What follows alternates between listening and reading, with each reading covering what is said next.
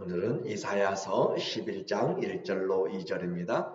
이새의 줄기에서 한 싹이 나며 그 뿌리에서 한 가지가 나서 결실할 것이요. 그의 위에 여호와의 영 곧 지혜와 총명의 영이요 모략과 재능의 영이요 지식과 여호와를 경외하는 영이 강림하시리니. 아멘.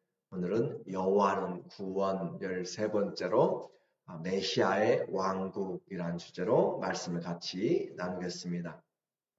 예언자들은 시간과 공간을 뛰어넘어서 하나님의 말씀을 선포합니다. 그래서 오늘 이 시간에 말씀을 선포하는데 그 말씀이 오늘과 또 미래에 해당되는 것으로 그렇게 최종 완성을 위해서 시공간을 넘나들면서 이 예언이 선포되고 중의적인 뜻이 있기 때문에 잘 구별을 해야 되고 또 이해가 온전하게 되기가 쉽지 않습니다. 우리는 7장에서 14절에 보라 처녀가 잉태하여 아들 낳으리니 그 이름을 임마누엘이라 하라, 그렇게 말씀을 들었어요. 그래서 징조를 주님이 주셨습니다. 그리고 9장에서 그 징조로 오시는 주님은 한 아기이고 한 아들이고 어깨 정사와 권세를 메신 그분은 기묘자요 모사이고 또 전능하신 하나님, 영존하신 아버지, 평강의 왕인 것을 우리에게 말했어요. 이제 11장에 와서 그 나라가 구체적으로 어떻게 임하는지에 대한 어떤 나라의 성격을 갖는지를 더 확실하게 우리에게 말해주고 있습니다. 비유를 통해서 하나님의 나라, 메시아가 가져오는 나라의 그 어떤 성격을 가지고 있는지 더 분명하게 말씀을 해줘요. 1절에 보게 되면 이새의 줄기에서 한 싹이 나며 그 뿌리에서 한 가지가 나서 결실할 것이요. 그래서 이 메시아의 나라가 오시는 메시아의 나라는 바로 이 구세주가 오심으로써 시작되는 것이죠. 이새의 줄기 곧 다윗의 후손으로 오신다라고 하는 것이고, 한 싹이 나며 그 뿌리에서 한 가지가 결실할 것이요. 이새 줄기는 후손인데 그 뿌리는 원천을 이야기하는 거죠. 그래서 우리에게 이 말씀은 하나님이 다윗에게 영원한 언약을 세우시고 그 예수님이 그 언약의 후손으로 오시는 것이지만, 그러나 또 이 다윗보다 먼저 계신 분으로서 뿌리가 되시는 이새의 뿌리가 되는 것으로 주님의 그 선제성을 이야기하고 있습니다. 그래서 후손으로 오시는 것은 그분의 인성이고, 이와 같은 선제, 아직 나지도 않은 그분이 뿌리가 된다라고 하는 것은 그분의 신성을 우리에게 말해주고 있어요. 그래서 요한계시록 22장 16절에도 나 예수는 교회들을 위하여 내 사자를 보내어 이것들을 너희에게 증언하게 하였노라. 나는 다윗의 뿌리요 자손이니. 어떻게 뿌리가 되고 자손이 되는가? 바로 우리에게 이사야서 9장 6절에 보인 것처럼 한 아기가 아들이 되는데 그분이 영존하신 아버지가 되었다라고 하는 것과 같은 맥락입니다. 그래서 그분이 시작이고 그분이 마지막이다라고 하는 것이죠.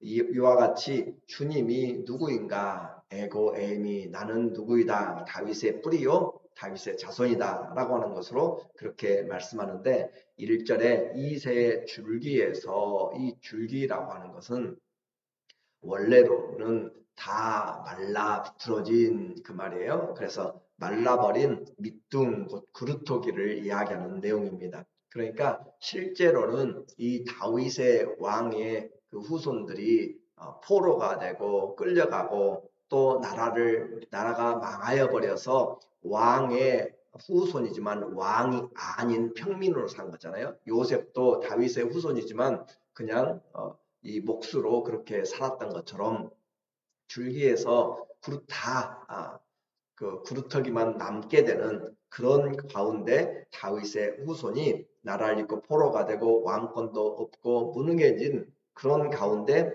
새 싹이 돋아났다라고 하는 것이에요. 그래서 이 다윗보다는 또 본문 11장에서는 2세의 줄기. 그래서 다윗은 그래도 왕이라고 하는 그런 그 직분이 있지만 2세는 그냥 양치기잖아요. 그래서 이와 같이 우리에게 아무것도 없는 비천한 인생의 모습에서 주님이 바로 뿌리가 되시고 또 주님이 줄기에서 싹이 나게 됨으로써 우리에게 소망을 심어주는 구원은 우리의 능력과 어떤 것도 우리가 행하지 않았고 오직 하나님이 새로운 은혜를 베풀어 주셨다라고 하는 것으로 이야기를 합니다. 그리고 그 메시아의 나라는 어떤 나라인가? 그리고 그 메시아는 어떤 분이신가? 성령 충만한 메시아의 나라가 되겠대요. 2절에 보면 그의 위에 다윗의 뿌리, 이새의 줄기와 뿌리에서 오시는 분은 그 위에 여호와의 영, 곧 지혜와 총명의 영이요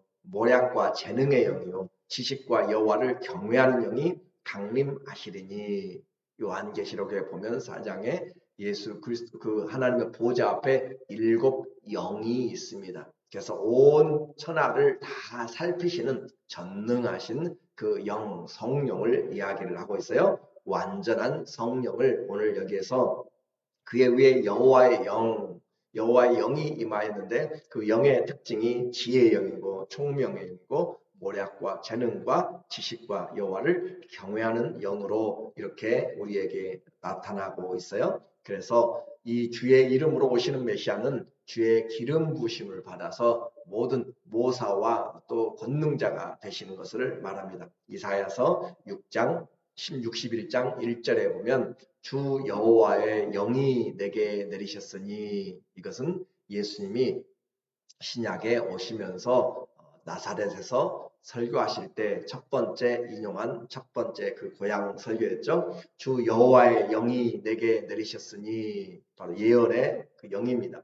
이는 여호와께서 내게 기름을 부으사 가난한 자에게 아름다운 소식을 전하게 하려 하심이라. 나를 보내사 마음이 상한 자를 고치며 포로된 자에게 자유를, 갇힌 자에게 노임을 선포하며. 그래서 하나님의 영, 여호와의 영이 임하신 그 나라, 메시아의 나라는 성령이 충만하게 다스리는 것으로 우리에게 말씀하고 있어요. 그래서 메시아는 그 성령으로 인하여서 성령이 이끄시는 삶을 살고 우리에게 참된 자유와 또 노임을 선포하고 있습니다. 두 번째, 이 메시아의 나라, 그분이 가지고 오신 나라는 그분의 모든 능력은 순종에서 나오고 있습니다. 성령 안에서 그렇게 충만함은 우리를 순종함으로 나타나게 돼요. 3절에 보면 그가 여호와를 경외함으로 즐거움을 삼을 것이며, 그가 하나님을 경외한다. 우리가 하나님을 경외하는 것이 즐거움이 된다. 이것이 예배자의 즐거움입니다. 예배가 우리에게 얼마나 즐거움을 주는가, 그것은 내가 그 말씀에 얼마나 사모함이 있고 간절함이 있고 또 기대하는가와 같아요. 그래서 우리에게 이 사모하는 영을 우리에게 주님이 더하여 주시기를 원하고, 하나님의 여호와를 경외함으로 즐거움을 삼았다. 예배가 우리 가운데서 다시 회복되고 즐거움으로, 그래서 세상이 주는 기쁨과 바꿀 수 없는 이런 놀라운 즐거움이 바로 예배에서 예배드릴 때 힘이 되는 거죠. 사람들이 자기가 원하는 것을 하면 힘이 나고 또 그 자기에게 새로운 그런 창조의 능력이 생기기도 하고 하는 것처럼, 좋아하는 일, 우리 성도들에게 가장 좋아하는 것은 주님을 즐거워하고 그분을 영원토록 하나님 앞에 경배하는 거잖아요. 그분을 경배하고 영원토록 즐거워하는, 이것이 첫 번째 우리의 사람의 목적인 것처럼, 이와 같이 메시아의 나라, 그분이 가지고 오신 그 나라의 특징은 여호와를 경외함으로 즐거움을 삼고 그의 눈에 보이는 대로 심판하지 않으며 그의 귀에 들리는 대로 판단하지 않으며 철저하게 순종이 이루어지는데, 그냥 복종이라고 하거나 또 억압이 아니라 자원하는 즐거움으로, 그래서 주님을 섬김이 억지로나 인색함이 아니라 감사와 즐거움과 이와 같은 주님이 주시는 내 안에서 주님을 향한 간절한 그런 기대와 소망으로 하나님 앞에 예배드리는 것이죠. 그래서 이와 같은 것은 유다의 후손과 또 이 다윗 왕의 후손들이 하나님을 경외하기를 즐거워하지 않은 것과 완전히 반대되는 것이죠. 지금 이사야 당시에 그 유대의 예루살렘에 지금 심판을 선포하고 이와 같이 하는 것은 그들이 하나님이 없는 화 있을진저라고 하는 것처럼 그들의 삶으로 그렇게 약한 자들과 또 자기를 위하여서 살아갔던 그들은 하나님을 경외하는 것을 싫어했던 것이고 오히려 우상을 또 자기 마음대로 생활하고 했던 것을 말할 때 예수님은 그와 다르다라고 하는 것이죠. 메시아의 나라, 그 나라는 능력은 순종에서 옵니다. 그래서 하나님을 경외하는 것이 참된 이스라엘, 참된 왕으로 오신 것이고 경외하는 것이 즐거움이다. 그래서 순종할 때의 즐거움은 불순종할 때의 두려움과 허무함, 그런 그것과 비교가 되는 즐거움이죠. 아무리 많은 것을 이루어도 주님의 말씀대로 하지 않은 것은 다 뿌리가 뽑혀지게 되고 아무런 결실이 없습니다. 주님이 세우지 않고 짓지 아니한 것들은 다 무너져 내리게 되는 것이에요.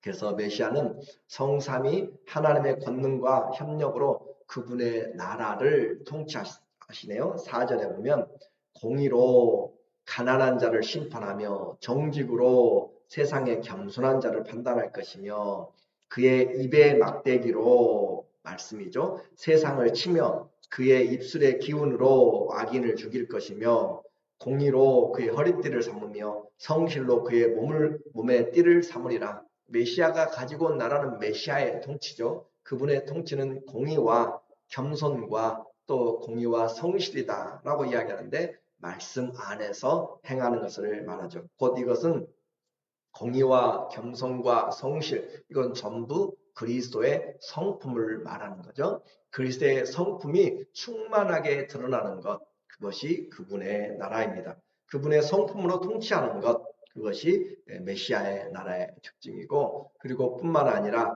성령에 충만하고 순종하는 그 성품이 나라의 특징이고, 이제 하나 되고 화목되는 만물을 회복시키는 나라가 메시아의 나라예요. 6절에 보면 그때에 메시아의 영이 임하고 주의 성품으로 통치하는 그때에 이리가 어린 양과 함께 살며 표범이 어린 염소와 함께 누우며 송아지와 어린 사자와 살긴 짐승이 함께 있어 어린아이에게 이끌리며 우리가 이 땅에서 살 때 지금 어떤 동화 같은 이야기를 하는 것이 아니라 이것이 원래의 낙원이었고 이제 완성으로 하나님께서 행하실 것을 우리에게 지금 비유로 말씀하고 있어요. 그래서 더 이상 약육강식이나 또 전쟁과 살육과 두려움과 공포와 쫓김과 경쟁이 사라진 통일된 질서와 화평과 평강이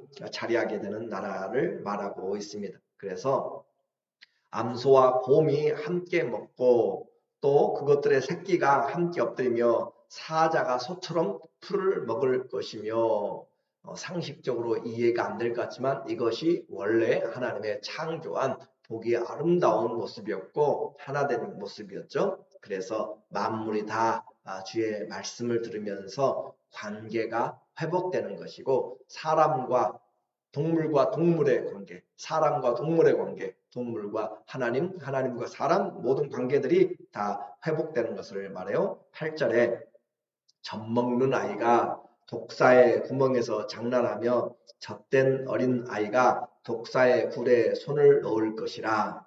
내 거룩한 산 모든 곳에서 해됨도 없고 상함도 없을 것이니 이는 물이 바다를 덮음같이 여호와를 아는 지식이 세상에 충만할 것임이니라. 이와 같은 메시지를 이사야가 당시에 전할 때 그들은 도무지 이해할 수 없고 받아들일 수 없는 내용이죠. 오늘날도 이 말씀은 우리에게 완전히 이루어지지 않은 미래의 내용입니다.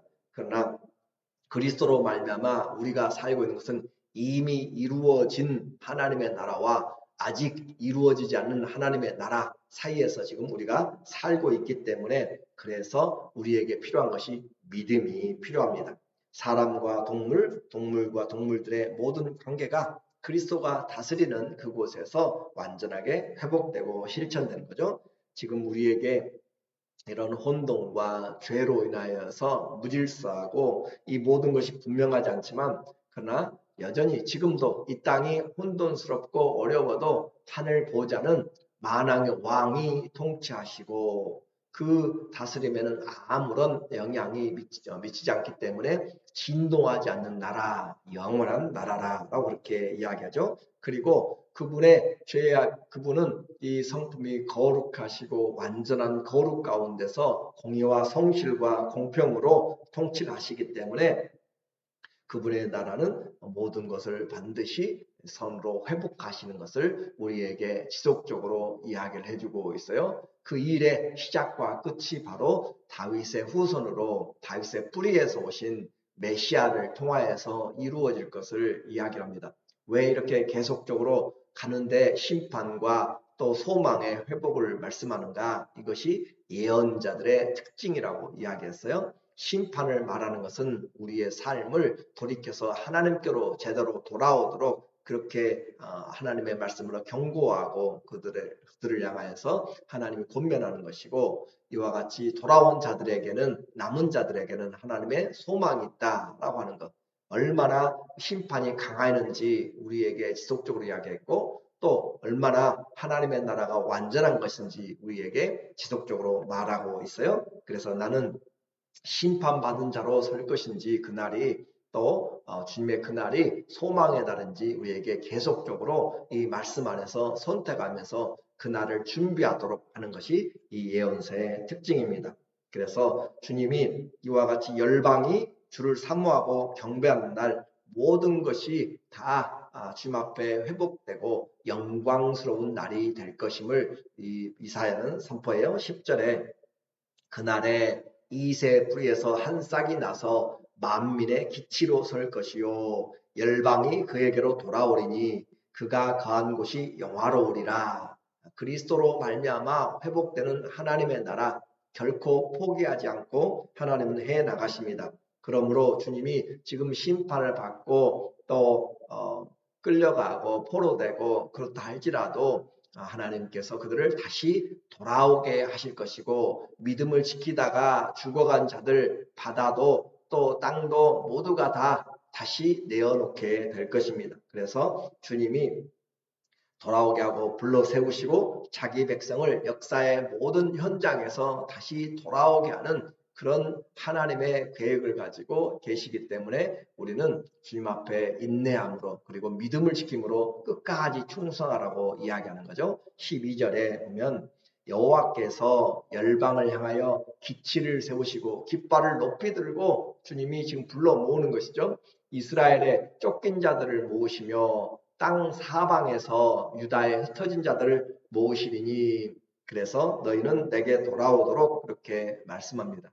오늘 우리도 하나님의 나라를 이미 받았고 또 우리에게 주어진 현실에서 이 모든 것들이 잘 되어지지 않지만 그러나 여전히 성도는 의인은 믿음으로 사는 것이고 나의 의인은 또 말씀으로 사람이 살아가는 것이기 때문에 오늘 메시아의 나라를 소망하는 사람들은 이 하나님의 이미 이루어진 나라와 아직 오지 않은 나라 사역 가운데서 믿음 가운데서 끝까지 이 믿음을 붙잡고 살아가므로 하나님이 우리의 삶을 반드시 회복시키시고 돌이키신다라고 하는 그 여호와께서 그분의 열심이 반드시 성취하고 이루신다라고 하는 그 믿음을 지금 이사야를 통하여서 예언자들 통하여서 성경 곳곳마다 말씀하고 있습니다. 그래서 끝까지 인내로 충성함으로 승리하라.